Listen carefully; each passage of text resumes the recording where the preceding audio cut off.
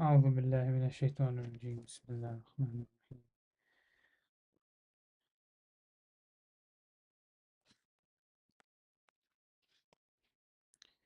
So today we'll be revisiting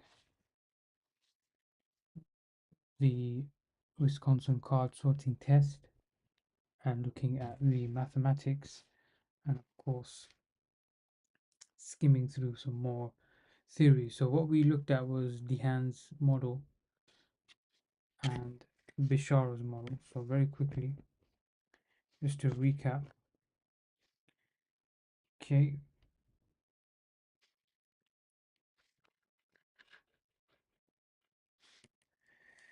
we looked at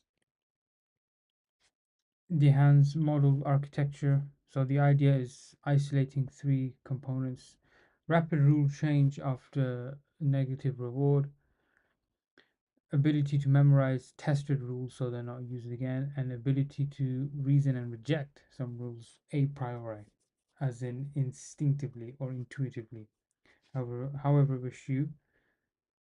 you wish to phrase it. So yeah, we looked at these models here, and today we are just going to jump into the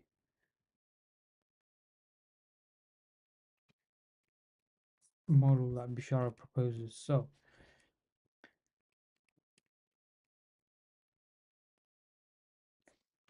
just to again quickly explain the maths here, the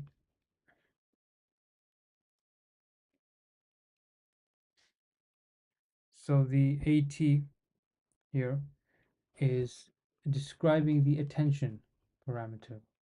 So all in all, going back to the Wisconsin test here very quickly, as we will see, we are looking at this card test and matching either form, color, or shape. What Bishara suggests is that, hey, we need to look at something more different when it comes to sensitivity of decisions and also the reward that one gets. So, for example, when you go and buy a car and you think, okay, this car has a great engine, you feel rewarded for making the right decision. However, if the brakes aren't great, you're like, okay, this is something that I'm not really interested in, something that I'm not really keen on. So, in a sense, that's what we're looking at because AT is your AT is attention weights. So it's written as a vector, right? Because there's a direction that has some weight attached to it. So that's what we're looking at here at the moment. And after that, we looked at this equation, which we were going to step into here. So very briefly, what's happening here is that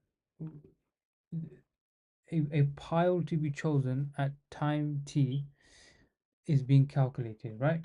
So here you have parameter d, right, within the weighted vectors, okay? And just trying to get this. Yeah. So AT is essentially looking at the form, color, shape, and then apart from that, you have your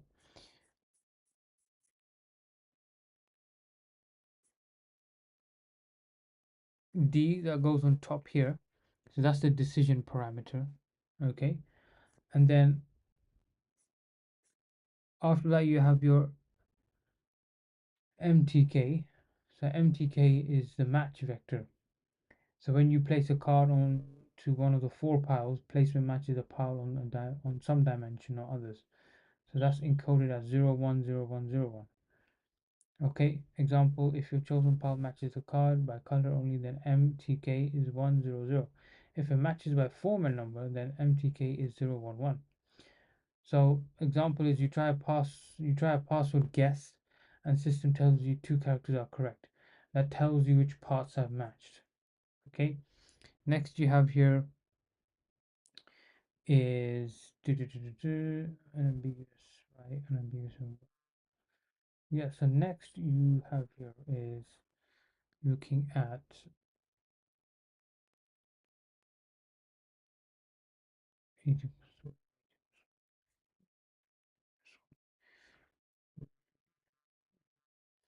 yeah, so this equation here, which is P within time, K is the decision that you will take, okay? Pardon me, the choice you will make is the equivalent of the vector at, the decision which is gives the power of the vector. So it's given the power and direction. All of that is then divided by the summation of 4. Now why is it 4? That's because of the summation of the decisions that are being made here. So number one is the stimulus presented to yourself. Then you have shape or form. You have color, and then you have quantity. So I guess it really it it's inclusive, if that makes sense. So turning attention into actual choices. This is how it's broken down using GPT 5.2. So far we've explained how beliefs update. Now, how does belief produce the next move, right? The probability. Decision consistency parameter D. They define the probability of choosing pile K as this. You don't need the transpose details, it just means multiply matching with attention. So for each pile, the model checks with dimensions that would match. That's MT. So MT, as you can see, M comma T is the match that's being made with the card presented to you and the card that you currently have. Okay, so that you must choose, sorry. Number two, it scores the pile by adding the attention weights for the dimensions it mentions. Right, so let me actually pull this here. I guess this will be much better. So everyone can inshallah see this. So this is breaking down the equation in simple steps. Number three, it turns scores into probabilities. So now it's not simply a score of 1, 2, 3, 4, 5. It's actually dictating, okay, now you have a 20% chance, 5% chance, 60% chance, so on and so forth. So this is what's happening here. The D part is a sharpness knob. So high D means choices become very consistent with your attention, also deterministic. So what does that mean?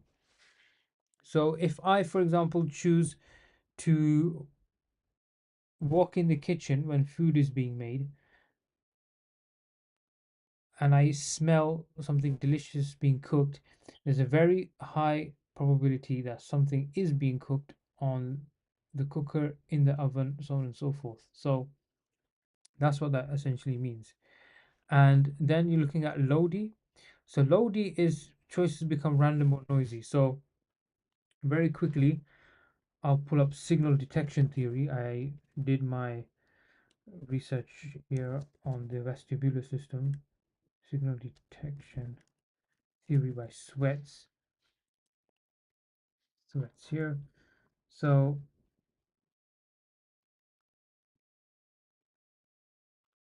pull this one up for now.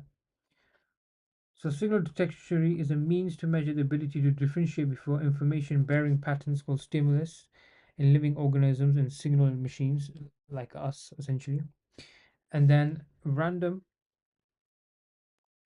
patterns that distract information that's pardon and random patterns that distract from the information called noise, consisting of background stimuli and random activity of the detection machine and the nervous system of the operator. So electronic signal recovery, don't really need to know that. So interesting, the origin of this was radar technology in World War.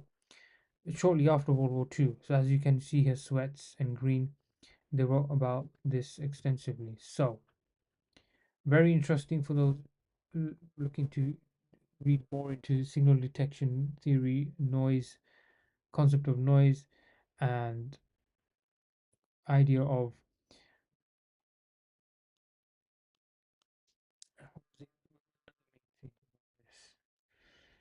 sensitivity, bias sensitivity, something another one. Can't think of it now. It's gonna come to me in a second. Oh, attentional drift, which is relevant to this. So yeah, that's what Sweats and Green spoke about, signal detection. Right. So going back here,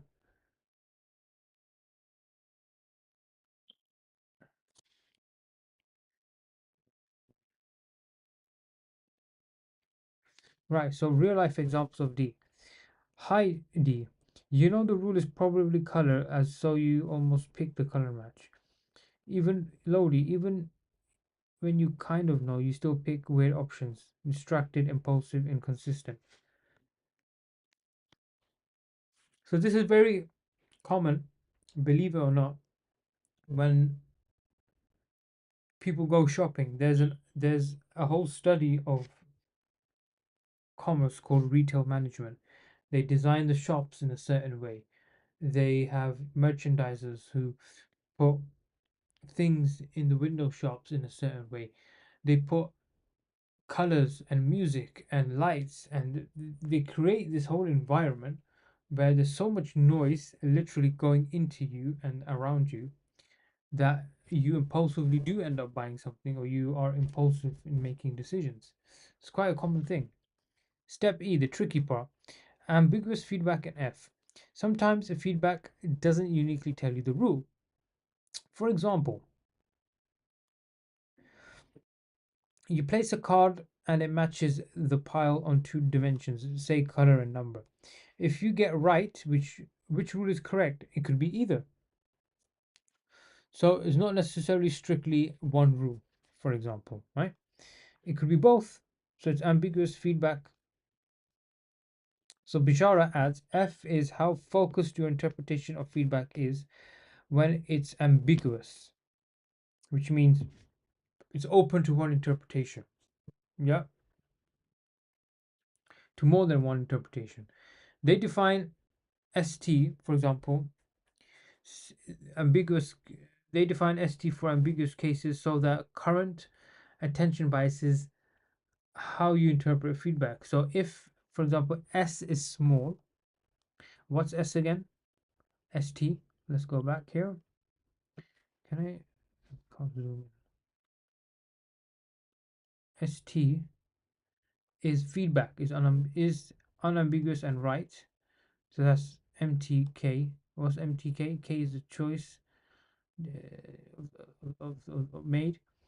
MT, right, is the match made in time, right?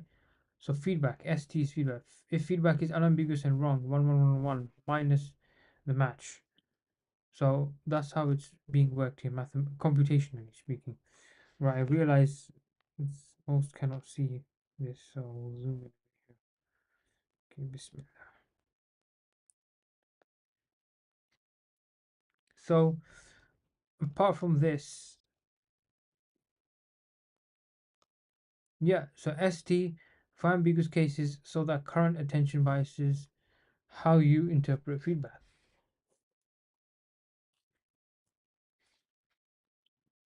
If F is small, you split credit roughly evenly across possible rules. What does that mean? So if ambiguous cases is small, you split credit roughly evenly across possible rules. So even though it's so if it's not open to more than one interpretation, you split credit roughly. So you give a bit of here and there to possible rules. If large F, you put most of the credit on the rule you believe. So this is quite forward. It's in a sense you're looking at how liberal an a ambiguous feedback could feedback is when it's ambiguous and right, and then how conservative it is on the other hand. So you split the credit evenly on one end, and then if it's large, then you give all the credit to one rule. So you have this binary issue going on here. Real life example, you're diagnosing why a car won't start. Two possible causes fit the evidence. Battery versus starter. So low feedback, you treat both causes equally and your belief gets spread out. High feedback, you lean hard toward what you already think is most likely. Important detail, in the best fitting model, they fixed F as 1, meaning feedback is interpreted proportionally to current attention rather than estimating F freely. Right, so F is fixed as 1 by virtue of being proportionally to current attention rather than estimating it freely. So they fixated on it being 1 rather than wasting too much time on measuring it freely. Okay,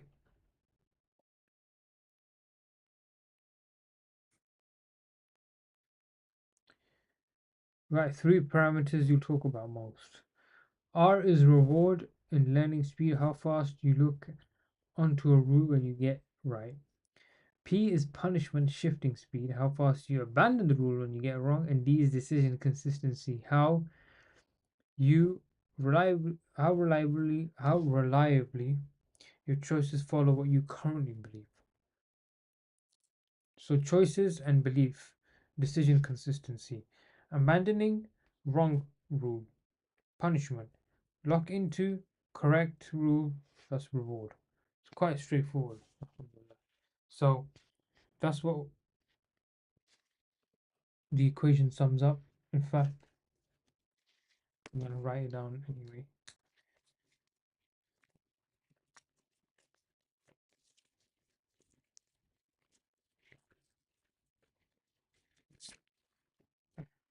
Okay. SubhanAllah, this takes hours. I always think I'll end up doing these in an hour. We're about 20 minutes in and still looking at this equation. Alhamdulillah.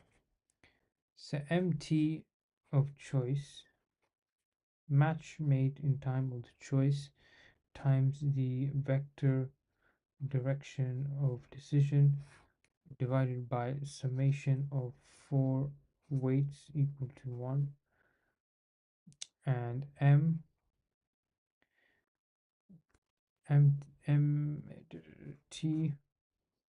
is the match again, and the weighted decision vectors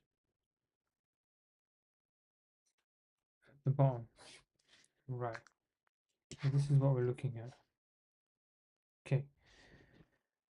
Right. So moving swiftly from here,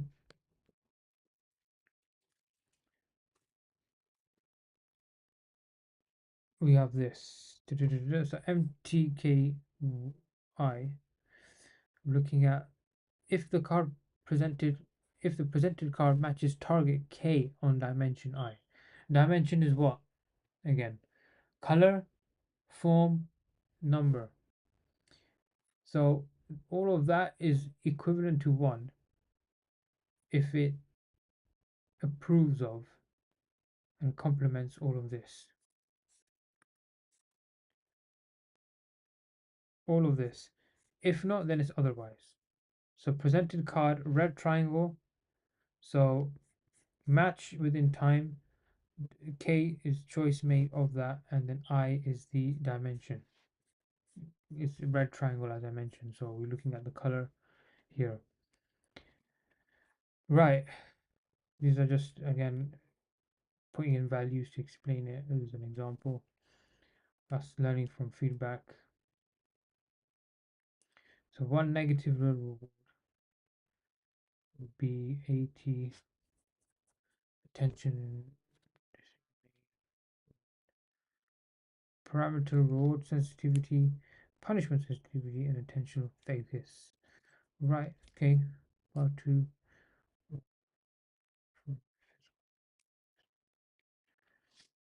F is 1. That's interesting. They kept the focus constant. Not focus, sorry. What was F again? It was the. It was the. Yeah, feedback is proportional. Yeah, right. Okay. So again, these are just graphs showing what the results showed. And this is more. So we can see there's a longer strength in color, but there's a dip once the rule changes. How do we know? Look at the intersection between this rule, and then further down here, this rule. Here, this is a point of interest. This is where errors occur. As you can see, there's some similarities here, but then there's huge differences here. So similarities here, and then there's a unique difference here, and then there's a unique difference here. So these are the type of things we're looking at. So this is changing attention across a block with default parameter. So change in attention with impaired reward sensitivity. Right. Substance abuse for age and education. Da, da, da, da, da. So people with substance abuse, I think, were involved in this. Fitting through maximum likelihood one. Basic idea for a given set of parameter values, which are what? Reward, punishment, focus. The model predicts the probability of a participant's response on each trial. To what extent do the participants' actual responses correspond to the ones predicted by the model? P is R1 to Rn is the product of the probabilities of each response. So probabilities of response and sequence given the previous response to the sequence. Okay. But for the model, we can calculate probability of response for each trial, and that is equivalent to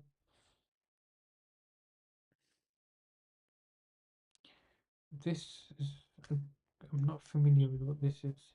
So pi, and then you have nj equivalent to 1. Probability of rj, then response 1 all the way up to rj negative 1. So it's further down. It decreases. Less likelihood. Okay. Probabilities will be 0 and 1, and so the product will be very small and gets smaller as the number of items in the sequence gets larger. For computational reasons, calculate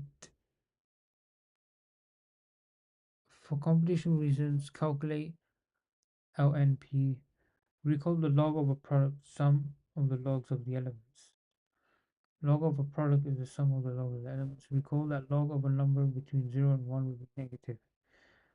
The log of a number between 0 and 1, log, hence LL pi j in probability Rj. Note that LL depends on the length of the generated sequence. Note that LL depends on the length of the generated sequence, so we might want to normalize it. For example, we can divide by n to produce a quantity that's more. I'll be very transparent. I have no idea what this equation is trying to tell me. Neither this one at the bottom here, but I'm gonna look into it. Inshallah.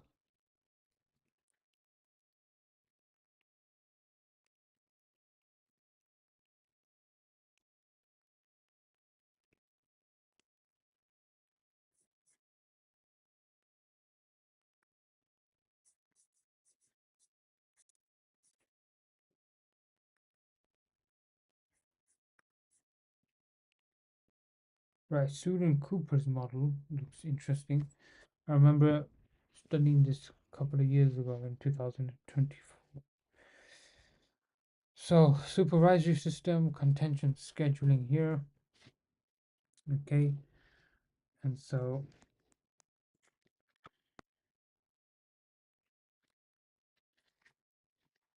Right. So this is essentially cognitive modeling, really. So you have working memory here, forward model, generate response buffer, task setting, monitoring, current set, apply. So monitoring is like the what was it? Adaptive critic unit, I guess, in a sense. Monitoring lateral stimulus, mapping functions to brain regions. Task setting left lateral, superior energization, attentiveness inferior medial, response selection button 1 button 2, stimulus presenting up versus down, stimulus processing, stimulus processing versus down, left versus task group vertical and lateral, monitoring lateral. Susan Cooper. Yeah, inshallah, we shall do this tomorrow because I need to work on a different set of papers. Mm. Assalamu alaikum wa rahmatullahi wa barakatuh. You got a message, yeah? Yeah,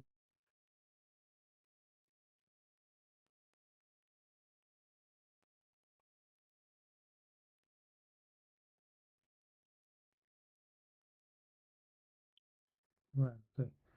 So, yeah, this is just executive functions. So, what's being stated here? So, this is a model that is very theoretical. This is more of a map. So, I guess we can read through this briefly. So, an initial sorting schema is generated at random from among the three possible schemas: sort by color, sort by number, sort by form. When a card is presented, the contention scheduler sorts the card according to the sorting criterion stored in the current set. Feedback is monitored by monitoring, a supervisory process that clears current set in the negative feedback. Current set, negative feedback. Okay.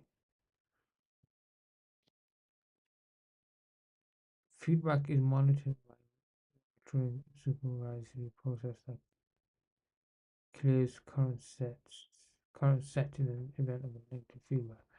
When current set is empty, task setting is invoked.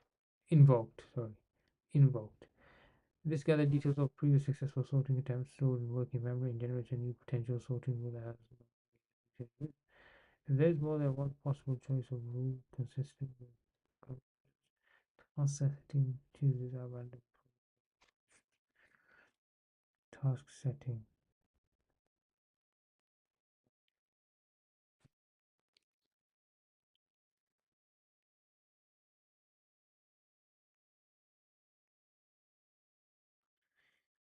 Yeah, that's fine. Tomorrow we shall look at the rest. Assalamu alaikum wa rahmatullahi.